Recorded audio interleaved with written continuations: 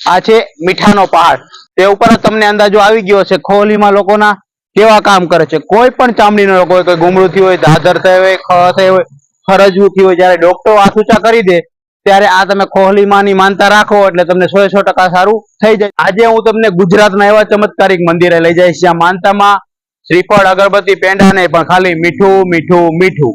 જી હા મિત્રો, તમે સાચું સાંભળ્યું, હું વાત કરું છું નમક, મીઠું મીઠું મીઠું। કેમ છો મિત્રો? જય માતાજી, જય શ્રી કૃષ્ણ, હર મહાદેવ હર।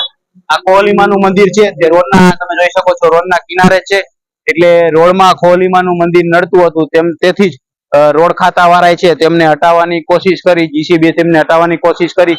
જે ડ્રાઈવર હતો તેને ખોલીમાં રાતના પરચો આપ્યો અને આખા શરીરમાં તે ચામડીનો રોગ જેમ કે ફોડલી આવે છે તેવી રીતના રોગ કરી નાખવો આપ્યો, અને સાક્ષાત તેમને બીજા દિવસે આવી અને અહીં જીસીબી ના ડ્રાઈવર છે તેમને ખોલીમાની પગે લાગી, આમ ભૂલ થઈ ગઈ, મારી માફ કરજો, અને મીઠાની થેલી ચડાવી, ત્યારથી ખોલીમાં તેને માફ કરી દીધું। રોડના નીચે તમે મારી પાછળ જોઈ શકો છો, ત્યાં છે, ત્યાં રોડ ખાતા વાળાએ તેમનું નવું મંદિર બનાવ્યું હતું ખોલીમાને, ત્યાં નવી જગ્યાએ સ્થાપના કરી, પણ કોહલીમાં જવાનું ચોખ્ખા શબ્દમાં ના પાડી દીધું, અને કોહલીમાં તેમના મૂળ સ્થાન રોડના કિનારે બિરાજમાન છે, તેમને આ જગ્યા ઉપર જ રહેવું વધુ અનુકૂળ લાગ્યું હતું।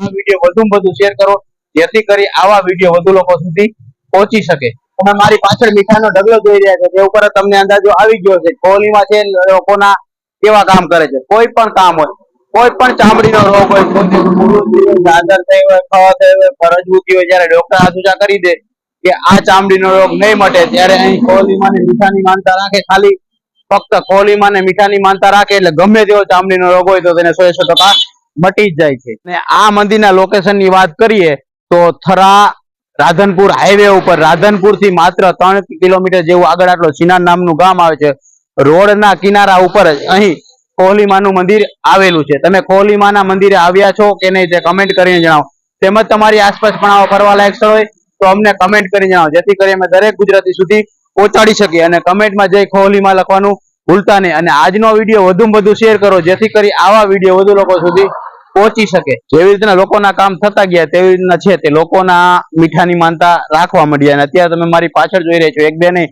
પણ લાખોની સંખ્યા મીઠાની થેલી છે, તે ઉપર તમને અંદાજો આવી ગયો છે ખોલીમાં છે તે લોકોના કેવા કામ કરે છે।